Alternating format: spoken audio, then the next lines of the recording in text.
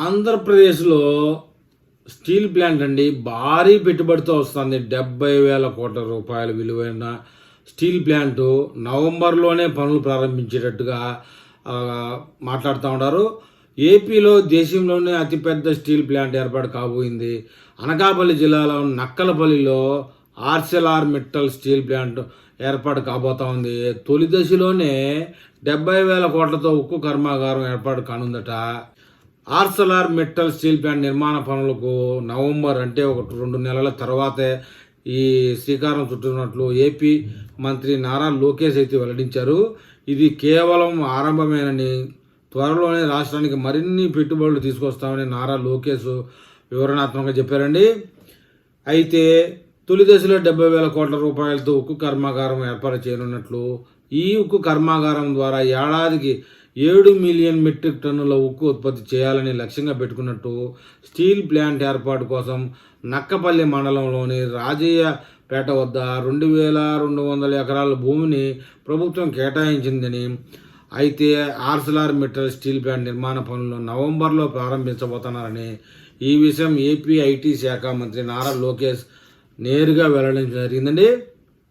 Business forum యూకేలో నిర్వహించిన ఓ కార్యక్రమంలో పాల్గొన్న నారా లోకేష్ ఈ విషయాన్ని వెల్లడించారు. ఏపీ ప్రభుత్వం ఈజ్ ఆఫ్ డూయింగ్ బిజినెస్ బదులుగా స్పీడ్ ఆఫ్ డూయింగ్ బిజినెస్ చేతల్లో చూపిస్తుందని, నారా లోకేష్ చంద్రబాబు నాయుడు కృషి వల్ల ఆంధ్రప్రదేశ్ రాష్ట్రానికి 15 నెలల్లోనే 10 లక్షల కోట్ల రూపాయలు వచ్చాయని వివరించారు. అమరావతి, క్వాంటమ్ వ్యాలీ, డేటా సిటీలతో పాటు ఆంధ్రప్రదేశ్ రూపురేఖలు మారిపోతాయని నారా లోకేష్ చెప్పుకొచ్చారు. మరోవైపు దేశంలోని అతిపెద్ద డేటా సెంటర్ విశాఖలో ఏర్పాటు కానుందని వివరించారండి. టీసీఎస్ వంటి ప్రముఖ ఐటీ కంపెనీలను ఆంధ్రప్రదేశ్ రాష్ట్రానికి రప్పించేందుకు ఆంధ్రప్రదేశ్ ప్రభుత్వం ఎకరా 99 పైసలకే భూములు కేటాయించిందని నారా లోకేష్ గుర్తు చేశారు. ఏపీలో యువ నాయకత్వం ఉందన్న నారా లోకేష్ మంత్రివర్గంలోని 25 మంది మంత్రులతో 17 మంది కొత్తవారేనని వివరించారు. ఆంధ్రప్రదేశ్ ఒక స్టార్టప్ స్టేట్ అని, తామంతా ఏపీని పారిశ్రామికంగా అభివృద్ధి చేయాలని పట్టుదలతో ఉన్నామని నారా లోకేష్ అయితే చెప్పుకొచ్చారు. దక్షిణాసియాలోనే తొలి 158 బిట్ క్వాంటమ్ కంప్యూటర్ వచ్చే ఏడాది జనవరిలో అమరావతిలో ఏర్పాటు కానుందని నారా లోకేష్ వివరించారు.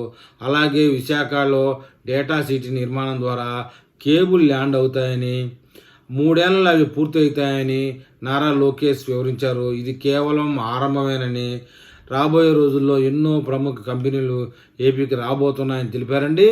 ఏది ఏమైనా 70,000 కోట్ల రూపాయలంటే చాలా పెద్ద ప్రాజెక్ట్ అని చెప్పుకోవాలి. జగన్మోహన్ రెడ్డి హయాంలో 70,000 కోట్ల ప్రాజెక్ట్ అనేది ఒకటి లేదు. కానీ చంద్రబాబు నాయుడు కూటమి పాలనతో రాష్ట్రంలో పెట్టుబడుల వరద వస్తుందని చెప్పాలి.